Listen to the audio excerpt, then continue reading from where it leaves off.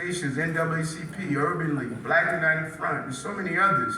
But there was a specific agenda that was outlined by NAN of starting early, of going after some of the young people and really codifying a real mission of how do we move our communities forward. And so I always say to NAN, if you allow someone else to take the victorious moments that you created, that is just not the right thing to do. So what's the table right now? The table right now was the roll call that Reverend Sharpton stated. First, let's acknowledge the fact that New York is the most powerful city on the globe, not in the country, but on the globe. New York is the most powerful city. My colleagues and international leaders call me all the time. We just had the UNGA, UN National General Assembly here. World leaders came to City Hall to sit down and speak with me and talked about what is happening here in New York. And so what does the landscape look like? What is the table looking like right now? Black DA, person of color DA in Manhattan. Person of color DA in the Bronx. Person of color DA in Brooklyn, largest county in the country. Person of color is the public advocate. Person of color is the leader of the Senate. Person of color is the leader of the Assembly. Person of color is the Attorney General. Person of color is the leader of the City Council. Person of color is getting ready to be the leader, I believe, in the Congress of the congressional delegation. Call the roll. When you look at then the chairs of the committees that make the determination of the allocation of resources, you're seeing persons of color are leading those positions that make the determination of how resources are being allocated. And I forgot one. Person of color is the mayor. You marched, you prayed, you rallied, you put together the petitioning, the voting, you organized people, you used all of your political muscle and strength for this moment. This is the moment we all ask for. And I'm a strong believer you live in a universe of opposites. Just as up has down, big has small, happy has sad, light has dark. There's moments of opposites in the political atmosphere as well. There's a celebratory moment for many of us who fought to get to this moment, but don't kid yourselves, just as we are celebrating and just as we are cheering, there's a body of people who are jeering. And they're saying to themselves, how the hell did we allow all this to happen? How do we allow, when we discovered, we are seeing these lining up of the power structures in our city. And then you have a mayor that is coming along and is stating we can have justice and safety. They go together. Because that has been the history of my run. I think folks forgot about the time that Reverend Sharpton and I were walking around painting crack houses. And we would paint crack houses on Monday, and then on Friday, we get together and march against police brutality, or to talk about we're not going to abandon one for the other. People are tempted to tell us to trade off the two. And I'm saying to you, Nan, we do not have to. We can have them both. And what does that look like? It's look like damming every river that feeds the criminal justice madness that we're seeing in our city and in our state and in our country. My conversations with mayors across the country are telling me that the same problems are happening in all of the big cities in the country. And there was one more analysis that I forgot to give you. 4 of the major cities in America have black mayors. Los Angeles, Chicago, Houston, New York, Atlanta. And then you look at the 11 major cities, they have mayors of color. If not now, when? Yep. When? Yep. And look at the blueprint. We are not saying that my life work of fighting against police abuse, we're going to abandon that. What could be more silly than that? We are very clear. We knew when I came into office, based on the life work, that 30% of our inmates at Rikers Island were dyslexic. So what did we do? We did dyslexia screening in every school so that we can prevent children from being on the pipeline or being incarcerated. And then we're moving to Rikers Island to screen those inmates so that they can be getting the services that they deserve so they don't be on a revolving door. I've been on Rikers Island more than any other mayor probably in the entire run in the 11 months that I've been in office, talking with prisoners and correction officers, interacting with them. The Fatherhood No More program on Rikers Island, young men who grew up without fathers, I sat down in a room with them and spoke with them to find out exactly what the issues are so they can know they got a man that represents them in the real way. Then we lead into foster care. 600 to 700 foster care children age out every year, and they were being abandoned. We knew they were more likely not to graduate from high school, more likely to be criminal justice involved, more likely to be the victim of a crime and deal with mental health, to be homeless. We leaned into them and stated that if you want to go to college, we're going to pay $15,000 a year for you to go to college and give you $60 a day. And then after you graduate from college, we're not going to abandon you. We're going to stay with you and allow you to get the support that you need so you don't have to continue to go without the support that you desire and need. Then we have the criminal justice involved. Go look up Block Power. Everyone is talking about the green economy.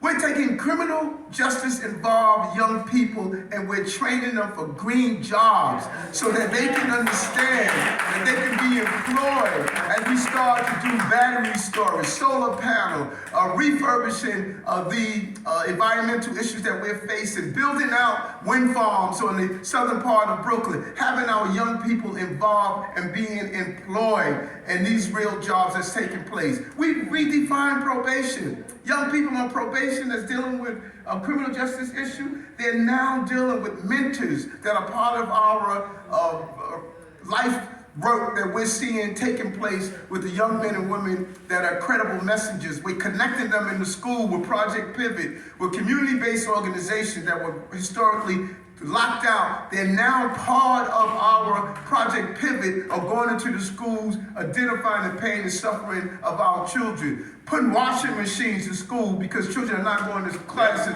because they don't have clean clothing, food pantries in school, mentorships in school. When you look at the holistic approach that we are doing to dam the river that creates the environment that crime feeds on, people who are tempted to say, yes, we want you to do that, but we don't want to go after the other aspect of dealing with public safety in our city, and that's dealing with the mental health crisis. No one has been dealing with this mental health crisis like we are doing from day one. Day one, you see it every time. You see it on the trains. You see it as you walk the streets. People were living in tents and encampments on our streets. And all of those philosophical, intellectual advocates that sits home in their warm, heated apartment somewhere talking about it is inhumane to not allow people to stay and sleep on the street. I went in those camps.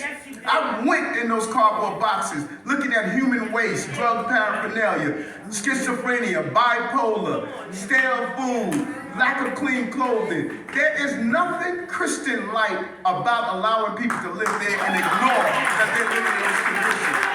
We cycled them off the subway system, put them into safe haven, wraparound beds, and gave them the support that they deserve. And that's a dignified way to do it, and partner with other organizations in the aspects of to doing so. This is unprecedented what we're doing, because I didn't come here and try to invent what needs to be done. I have a 30-plus year experience on fighting with the people who knew what was being done. We're just implementing your plan, man.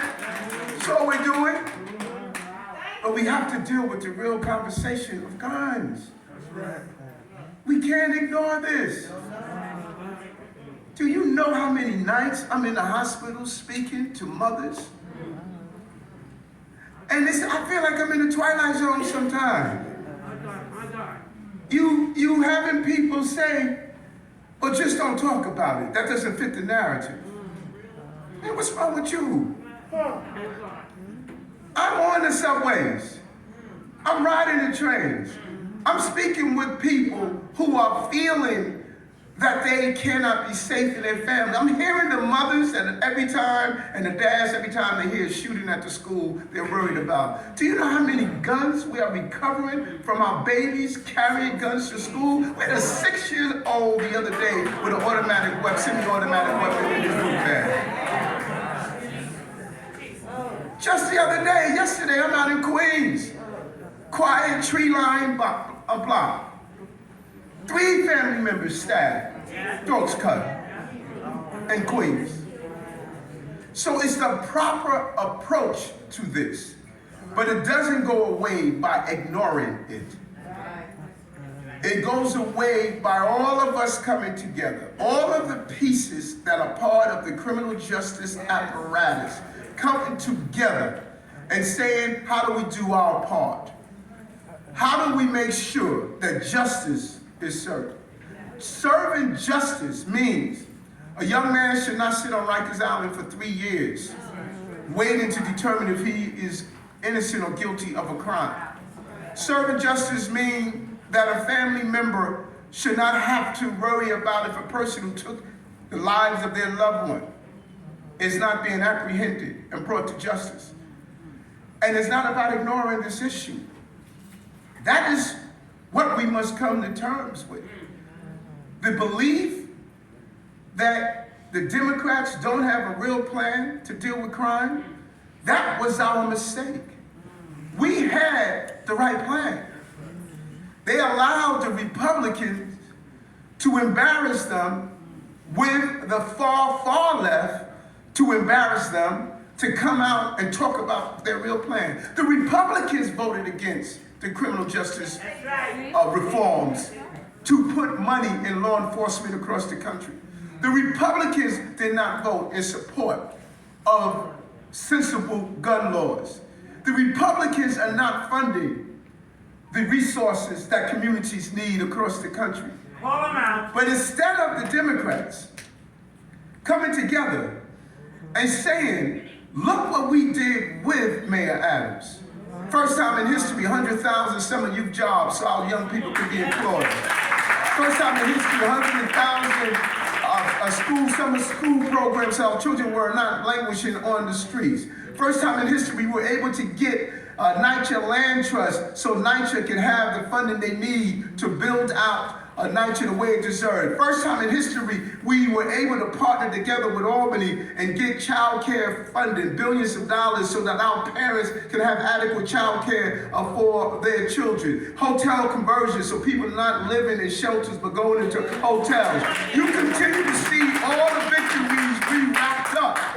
But instead of us standing on those victories, we've allowed the puppet masters to create an atmosphere and say, well, y'all disagree on bail reform. Bail reform is the symbol that they're using to impact the decision of people coming out to poll. We should have been standing together saying, listen, we have the right to disagree on what we disagree on, but we agree that we all should live in the city in a safe way and not have to deal with any type of abuse or violence. But look at our victories.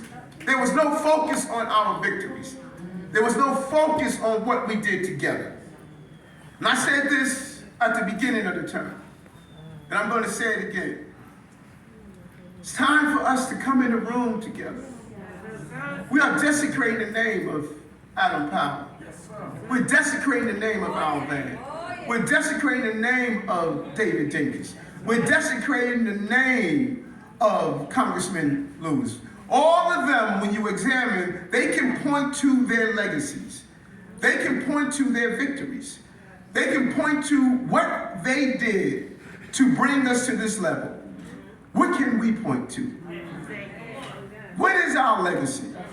Our legacy can't continue to be 65% of black and brown children never reaching proficiency in the Department of Education. Our legacy can't be 80% of the inmates at Rikers Island don't have a high school diploma or a equivalency diploma. 55% have learning disability. 48% have mental health issues. Our legacy can't be guns are carbon highways of death with 9mm bullets destroying the lives of our family members and having our mothers have remembrance every birthday and holiday because they lost their loved one prematurely on the way to college, on the way to school, on their way to their job. That can't be our legacy. And so I joined Reverend Sharpton. And I think this is a moment of recalibration as we take upon these amazing challenges. You built this team. You're the owner of this franchise. It's now all the players that you recruited when they were rookies. It's now for all of them to realize we need to talk with one message. That means giving the support to our court systems. That means making sure we have real sensible tweaks to the reforms that I fought for. Many of the reforms we're hearing about, 100 blacks in law enforcement, we were the architects for. We were pushing through before it became popular. We need a convening of making sure that justice is continuous in this city. And we're up for this moment. We're up for this moment and we're excited about this moment because we know the possibilities. But there's no way we're going to be victorious if we spend our time wandering and staying in this twilight zone moment, that we want to ignore the real incidents that are happening on our streets. Rev said it right.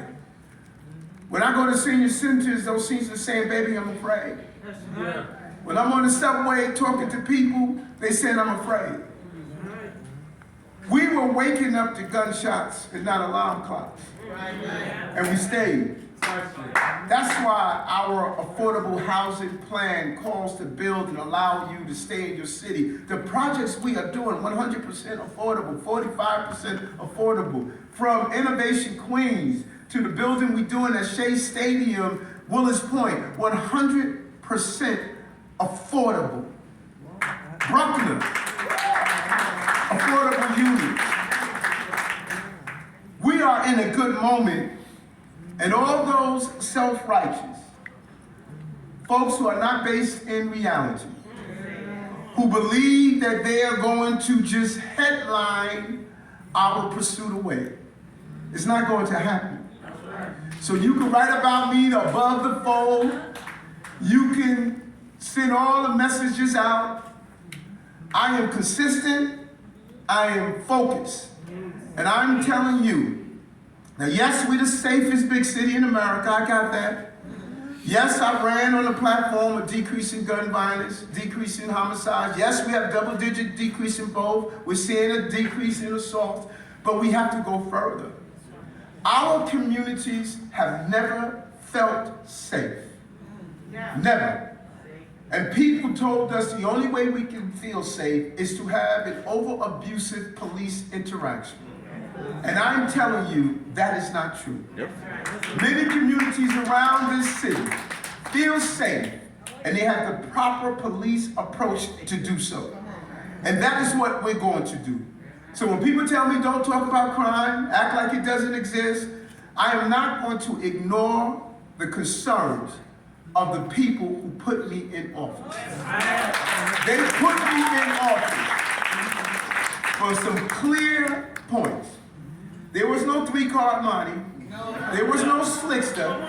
I ran on certain things, and I'm governing on those things. There was a whole lot of choices people had. And at the end of the day, they said, we heard you all. We know what you're selling. All that snake oil is not going to do anything.